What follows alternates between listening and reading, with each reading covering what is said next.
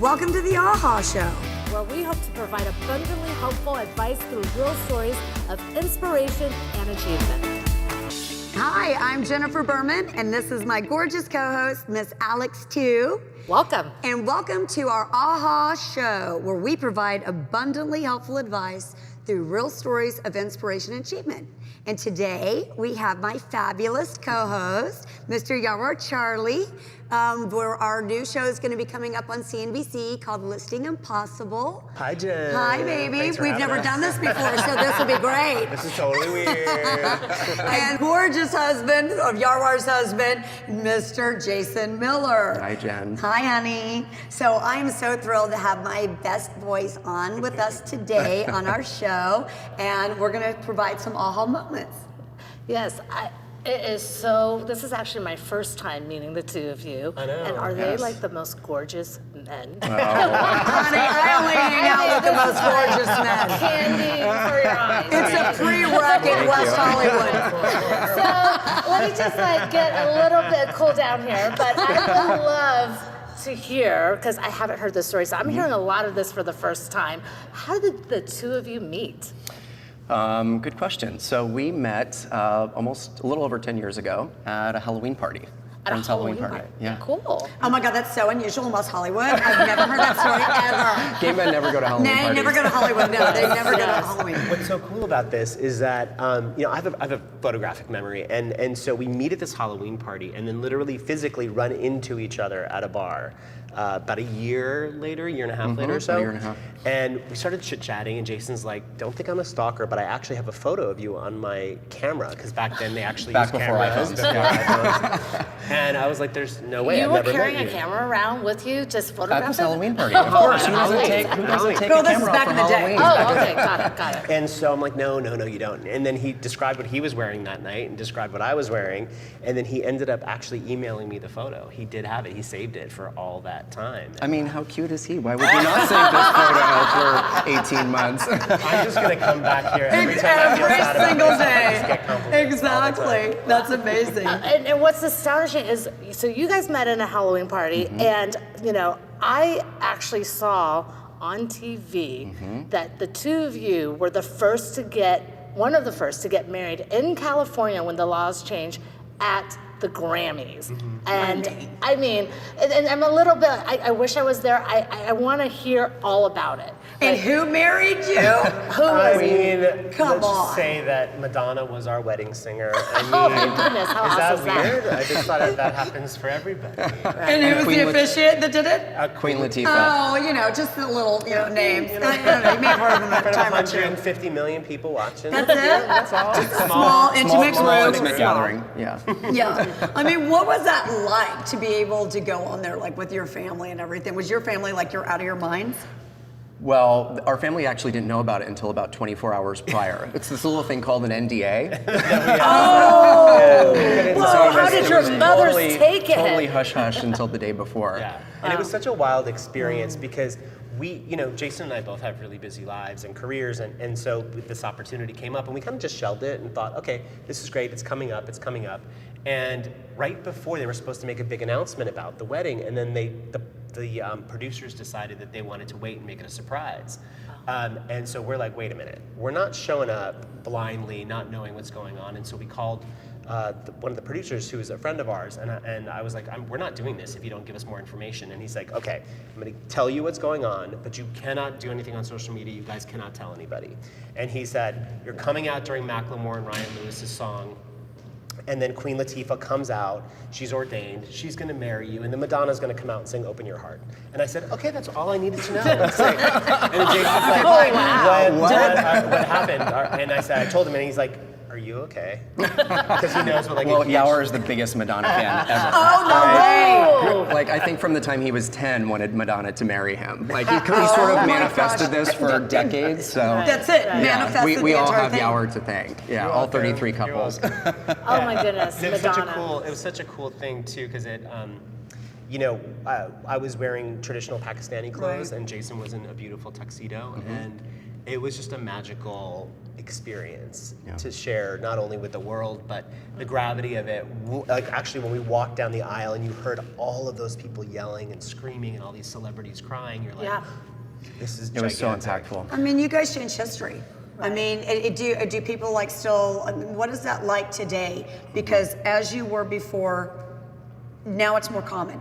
And what is it like for you today? Because now you can just, it changes your life so much. Like what are some of the top ways that it's impacted your lives? I mean, in January, it was 5 years ago, and people will still come up recognizing that we had that moment. And you know, it's really incredible knowing that we had that impact in people's lives, right? We went into it thinking like, this is super exciting, we're getting married on the Grammys, I'm wearing Dolce & Gabbana. So, I mean, you know, it's like you go into it thinking like, I'm gonna have this red carpet moment and everything's gonna be fantastic and fabulous. But really, after everything was said and done, and being in the moment, it was absolutely incredible, like Yawar said.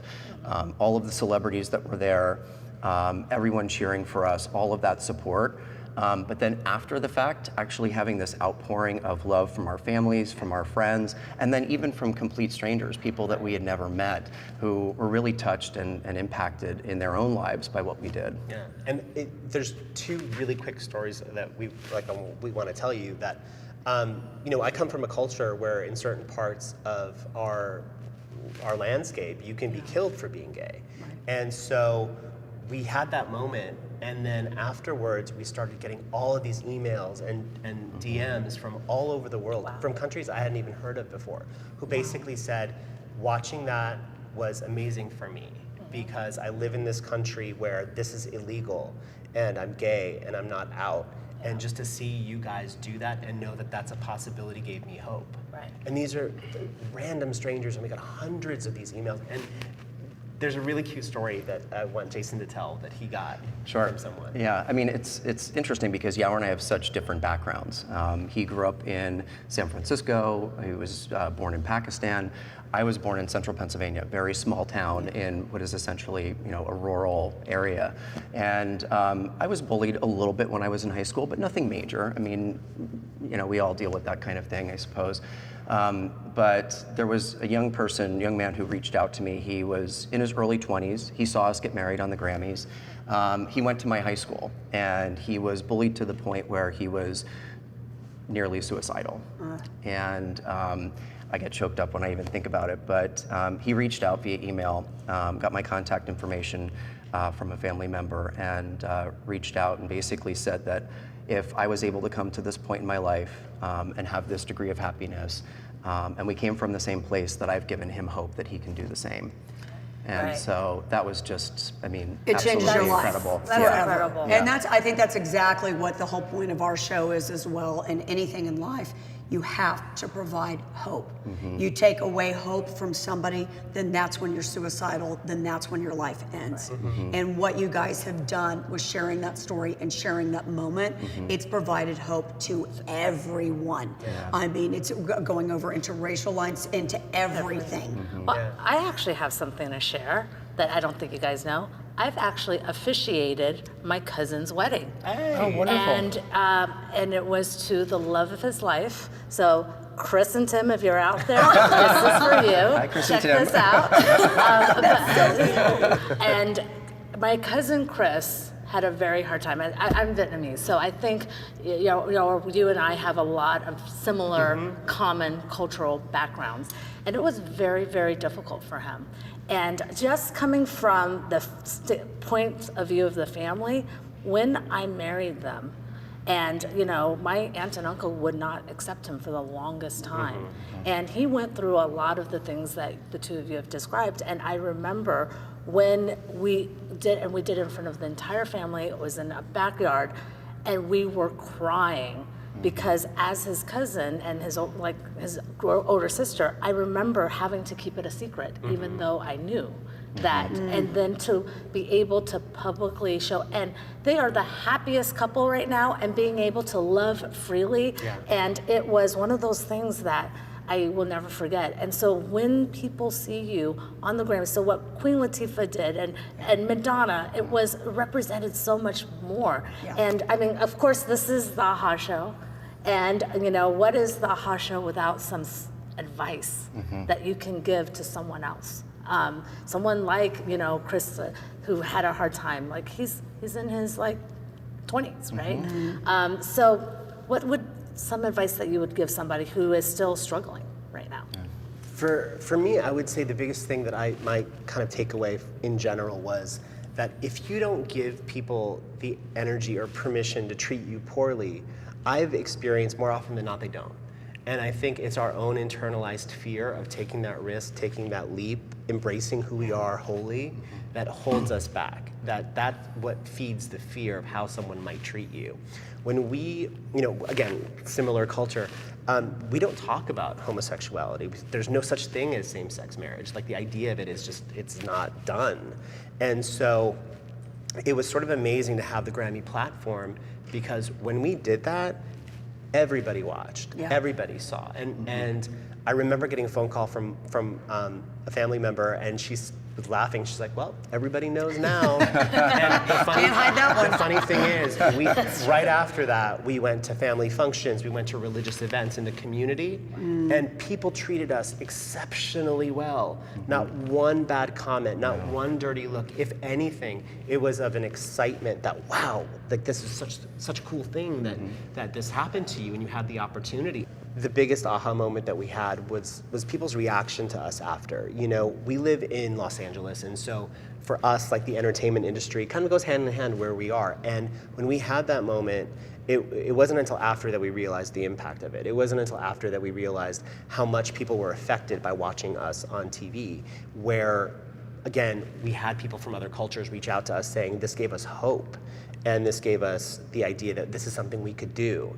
And you don't get to see gay people from the Middle East very much, and you certainly don't get to see like an interracial couple be sort of the poster people for such a major event. And we were fortunate enough to be able to have that. And so for us, the aha moment was like, wow, this is a really major moment. It was impactful to a lot of people, and it meant a lot to a lot of people. To this day, when people like will see us on the street or at a party, and they'll say, hey, were you that couple that got married on the Grammys? And we're like, yeah, that was, I mean, we don't talk about it, but we're like, yeah, that was us. They're like, oh my God, I remember where I was when that happened. And it's because like that moment was the first time in like a public venue where people felt like accepted. Validated. And validated. And just, it literally gave people hope. And so for me, like that was a big aha moment. And it really gave us together sort of we're really blessed. Like we're really fortunate enough to be the communicators for this moment, to have experienced this moment, to share this moment. And if from us doing that, it gave people hope. And like I said, those emails, those messages, those text messages were just overwhelming.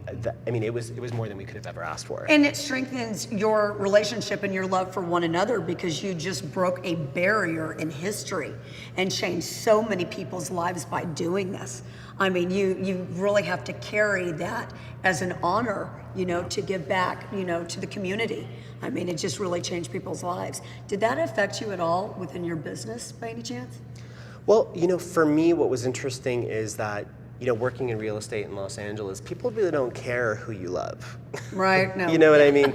They care what kind of job you do, and are you an authentic person, and can you get the deal done for them, and do you know what you're talking about? And who do you know? And who do you know? Of course. And so from the Grammy Awards, so many of my clients were like, "That was the coolest thing that you did that," because what it did was, it gave people an insight to who I was as a person. And that kind of connected me even more to my clients, because they saw another side of me, sort of, when they see the professional Yawar side who does what he does. This time they got to see sort of the emotional, special married side of me that a lot of people didn't know about. And so that was huge. That's huge. Yeah. Right. Thank you so much for sharing that with us. I mean, what an incredible experience, once in a lifetime, and being able to share that moment with the world. So, but I do have an interesting question, because again, this is the AHA show, and I find that when folks have AHA moments, it's either through really crazy good experience or something that they're very grateful for. But I also find some of the aha moments are really powerful during times of struggle or during times of hardship. And so we all got to see you guys at the Grammys. Right. But share with me something that so the audience can take away, something that I could tell my cousin Chris, and people that have, what were those aha moments during the times of struggle? What was it like for you, and how did the two of you overcome that? And because we saw the happiness and the end product, which gave a lot of people hope. But if there's a story that you can share, I would love to hear that. Yeah. So, 33 couples got married that day on the Grammys. And obviously it was about marriage equality, but it was also more broadly about diversity. There were gay couples, straight couples, biracial couples, couples from all walks of life, young, old, varying backgrounds. And I think, my advice to anyone who's going through the things that you described earlier, those challenging times in life, is that I think generally speaking, we are in a period where times are just more accepting. Gay couples, broad diversity, those types of things. And I realized from our experience on the Grammys that we're so fortunate to live in a time where we can be part of a platform like that, be recognized in that way, and that so many people are perfectly comfortable with it and happy for you. And so that would be my advice. Which leads to something that we sort of talked about earlier, which is that when you give, I'm a firm believer that you give people permission on how you want to be treated. And I know that might sound a little strange, but I've always looked at it as, it's not a negative if you don't feel like it's a negative. And if you have worked out your own demon with that, and you present yourself to the world as your authentic self, that's how they receive you. Because I think that at the end of the day, our goal is always, I think, to live our most authentic life, whatever that looks like for you. And I think if you do that, it comes across that way, and people receive it that way because they're receiving the true you. And so, like, in that moment, it was so beautiful because you got to see a rainbow of people. There was something there for everybody. We were singled out, I think, for our sort of like unique dress and style. And they were so cute. They just were going to use the cover for everything. Is that what it was? In my mind. 100%. In my mind. Yes, 100%. But it was again, there was something for everybody there and something for everyone to connect with. And that there was nobody watching at home that didn't say, I know someone like that. Right. Yes. And then once you can identify and connect, to me, the rest becomes easier. Or that could be me someday. Yeah. I think it's just us giving back to the youth as well. There may not be people that can live their authentic self when they're 13, Right. 14. And so it's great advice now because it has to give them hope that there is a time when you go through college. And thank God we're in a place in life right now to where we have reached those barriers to where we can be more accepted no matter what our choices are in life or who we are as people. And it wasn't like that 10 years ago. It wasn't. Yeah, it wasn't. So it's just such a huge deal of breaking those barriers and giving the hope. Don't you feel that nowadays that the authentic self, especially with social media and kids with the suicide rate going up, and that maybe what my aha moment just sitting here listening to your story is really about not hiding behind social media. We're constantly, I see kids, and I have 3 little girls at home, and I worry about this all the time. I see kids that always look the best, only in social media, on their phones. It has to be what they want the world to see, or what they think they want the world wants to see. Right. And if this tells me anything, is that having to be your authentic self is good enough, and I think that people gravitate to that. And so that was just an aha moment I had just listening to your story. So I hope that. I couldn't agree more. Yeah, and so and I think that maybe right now we're in our journey, and it's kind of it's weird because you can't see it, because before when when there was racial tension or and before acceptance of gay marriage and stuff like that, you could see it. But nowadays I feel that you can't really see it, you know, and that Not we, in the same way. Not in Right. the Not same in the way. same way. Sure. And so how do we encourage and make sure that this story gets to folks out there and they see inspiration through that? I think we still have to, you have to keep telling your story. I mean, Exactly. and that's the one thing. I mean, you guys really have like an obligation back to the community to keep that going and keep that message going out there. You know, it just still inspires and gives hope. And you we know, appreciate this opportunity to tell our story. It's been 5 Right. years, and here we are still talking about it. And speaking of, all I want to know is when you do your vow renewal, I want Beyonce, honey. Oh, I'm Beyonce. sending in this video straight on to Miss Beyonce if herself. Beyonce's listening, Yes.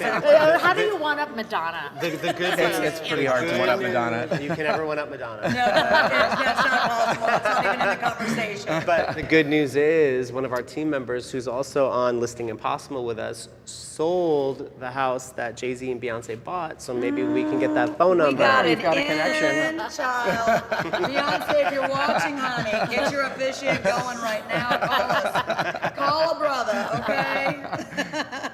That's great. So I want to know, actually, I'm a huge Madonna. How was she in real life? Amazing. Like, Amazing. Like when we walked into dress rehearsal, like I said, this all seemed really sort of surreal, and we didn't It quite is get surreal. like we didn't quite get it, and we didn't realize how big it was until we pulled into Staples Center and went through like 4 levels of security, and then walked, and they're like, okay, so we're gonna do tech rehearsal. So you walk, and they're like, oh, 1 second, Metallica is just finishing up on stage. You're like, okay. There's literally 30 people in all of Staples Center, which fits like 17,000 people.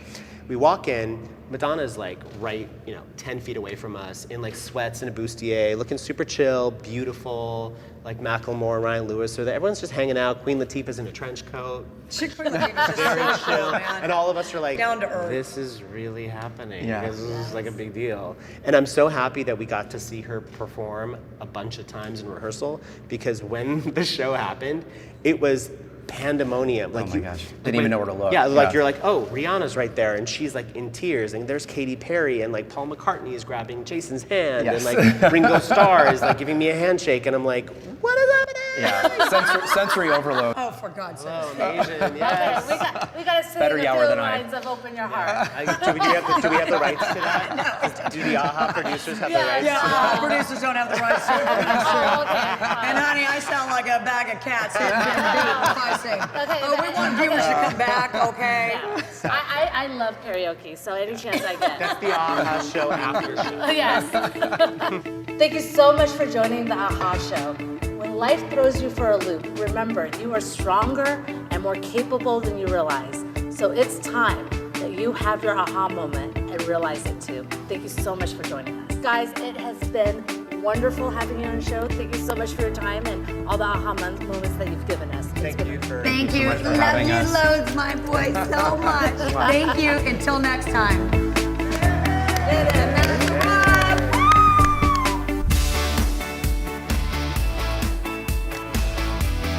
And if you're smelling what we're cooking, please hit subscribe and like. Bibiana Bourbon needs to eat.